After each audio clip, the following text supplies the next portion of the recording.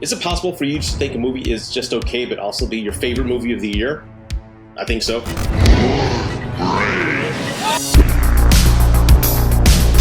So I was finally able to catch Late Night with the Devil. I know this came out in the theaters, limited release back in March. I wasn't able to see it because I can't go to movies right now because I got a kid and, schedules are all changed up. But came out in Shudder and I was able to see it a couple nights ago. And I actually saw it twice because this particular film, let me tell you a lot of things what I do love about it, but let me tell you what it's about first. A live television broadcast in 1977, which so happens to be the year I was born, goes horribly wrong, unleashing evil into the nation's living rooms. Now, I have to admit, the trailer is what intrigued me about this movie, and what I love about this movie, I'm going to talk about what I love first, is that it's taking a chance, it's taking a risk, it's taking an opportunity to give us something original and different. I know found footage films are not necessarily new, they've been around for quite some time, but I appreciate the aesthetic and theme they were going with. This is a live broadcast from 1977, so for the creators to capture the aesthetic of the costumes, the set design, the band, the studio, the feel, it actually at times does feel like you're watching a show from 1977. And I love the themes. I love the show cards between each commercial break where they have the owl, night owls and such. It feels like a genuine attempt to give us a different experience compared to what we've been getting in horror movies over the past few years. Now, it is a little clean. You can tell it was filmed with digital cameras and it wasn't shot on film and 3x4. But again, I can see the attempts they made in After Effects to make it look as aged as possible. But I still appreciate that. It's the effort I appreciate. That's what kept my attention. Now, I've seen some of the people's reviews before I recorded this, and a lot of people were saying it drags a little bit. It takes a long time for it to actually pick up and actually gain momentum. But I disagree with that because, again, I'm a patient guy, and I love the first 10 minutes, but that are narrated that I didn't know this until the end. That was Michael Ironside.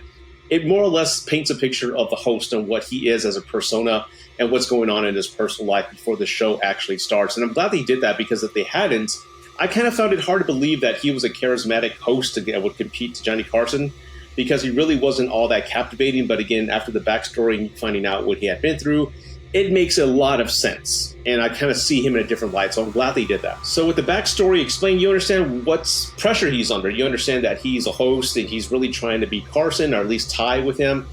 He hasn't, after 7 years, hasn't gone to that level yet. He's suffered a personal loss with his wife, and he understands that this week is a big week. This sweeps week in this show means a lot to the existence of his show, if it's going to move forward or not, and if his career is going to take off. So it's a pivotal, low moment and a crucial moment for this host. And the film stars one of my favorite actors. I can't pronounce his last name. I believe it's German, but it's David Polka Dot Man.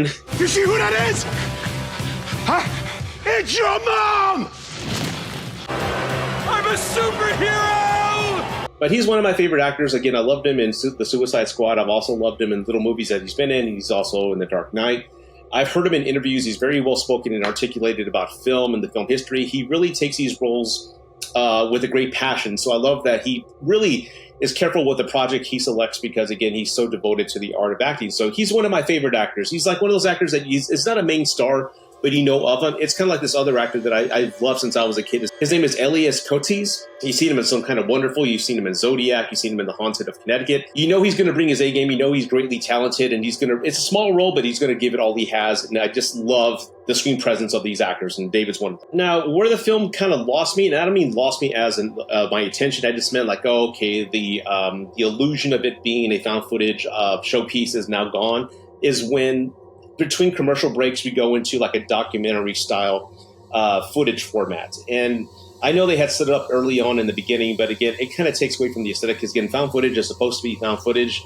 And some of the editing when some of the action took place was not realistic in the sense of like if this were like a live show, like the cameraman would be kind of lost. They're not used to this type of confusion or excitement. So it got a little cinematic when it needed to be. But again, that was fine. But again, looking back the second time watching it, when you had these little monologues between the commercial breaks and you had more exposition of what was going on, one guest who died, it adds more to the pressure of the show and the host trying to live up to like the sweeps week and trying to capture ratings. So it added pressure and added more story to what was going on and more stakes to this overall story, in my opinion. I thought the young actress who played Lily, who was possessed by a demon, her name was Ingrid Torley. I thought she did great. She was very haunting and kind of like eerie at times when she just walked on stage and looked into the camera. It gave an eerie presence to her role, which I thought added to the whole film. All the other guests were more or less over the top, but I think they fulfilled their purpose and what they were trying to do, and just giving an overall creepy atmosphere to the show.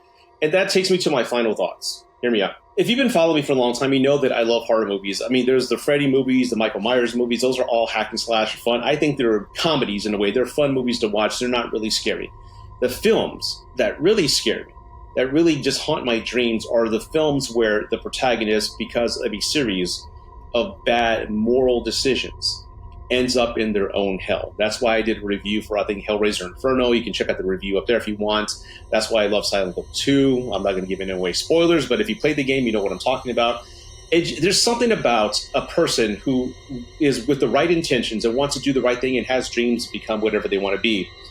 It's something that's, I guess, very human and relatable, that they would make a series of choices that, again, thinking it's going to be okay, but that morally they know it's wrong, and before you know it, they have to pay the piper, and then they end up in horrible consequences because of their own decisions. And this particular film, I love the fact that in the beginning of the film, they give a narration that he was part of the Bohemian Grove, along with all these other major powers of the world, and he more or less made a deal with this owl god. Then again, his show is named Night Owls, and there's like a constant owl throughout the film.